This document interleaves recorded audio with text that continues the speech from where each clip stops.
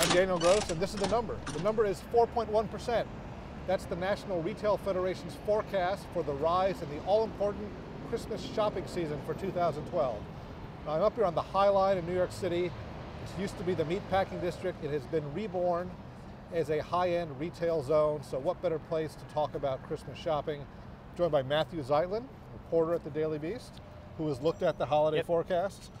What are our Karnaks, our Sears, our Profits saying for 2012? So it's actually a fair amount of stability from 2011. So another indicator that people use is temporary hiring for the holiday season. So you have like Walmart, Amazon, these really big retailers, people, these big warehouse and distribution networks need a lot more workers. And Walmart announced they were hiring just over 50,000 workers, which is about the same as they were last year. And the forecasts that we're seeing are pretty similar from 2011 to 2012. And of course, these guys, if they were anticipating higher sales, Yes. if they were seeing much bigger orders, would be tempted to hire more people. Exactly. It's a pretty good indicator of at least what those companies think they're going to be seeing in November and December.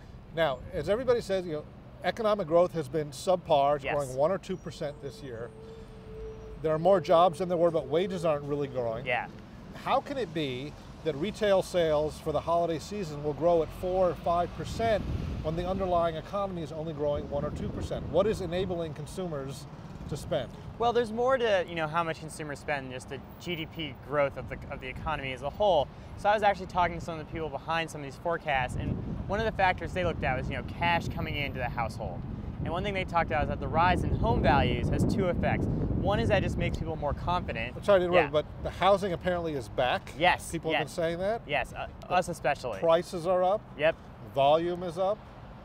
Okay, so Okay, they have more home values. Yeah, so when the home values go up, when people aren't underwater on their mortgages and they don't have as much outstanding mortgage debt, they're more confident, they're more willing to spend, and especially on kind of discretionary items. This is, things you get as gifts, the iPad, other types of electronics, clothing, stuff like that. People are more willing to spend on if their home values are going up. Okay, now what about the fiscal cliff? We hear Yes. so much from business people, Of course. billionaires, CEOs, that it's causing so much uncertainty Yeah.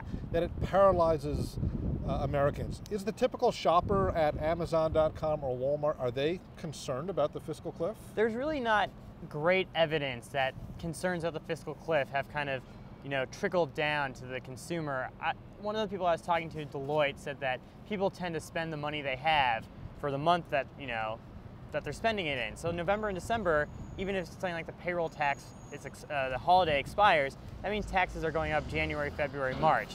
They're not going up November and December, and since people's retail decisions are generally pretty short term, those concerns haven't really filtered down into these projections. Okay, and we often talk about retailers and their desperation surrounding this time. They really need this period to do well for the whole year. Yes. And so they start doing crazy things like discounting or maybe opening up the stores. Absolutely. Are there signs that retailers are desperate, concerned this year?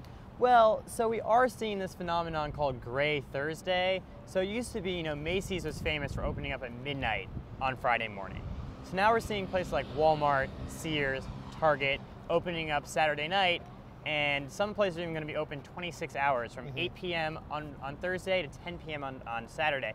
Whether this shows desperation, I don't know. I think it's more of an arms race between the retailers. Once one person opens up early, if Target opens up early, Walmart has to be open at that time too, or else all the people who are really into shopping on that day are going to go to Right, so we've got Black Friday, yes, Gray Thursday, and there's actually Blue Wednesday, which is when all the pornography goes on sale. Yes, of course. I don't know if you knew that or not. I did not. All right. Well, we will see how the forecasts, how accurate they are. We will be tallying the sales for the rest of this Christmas shopping season. I'm Daniel Gross, and this is The Number.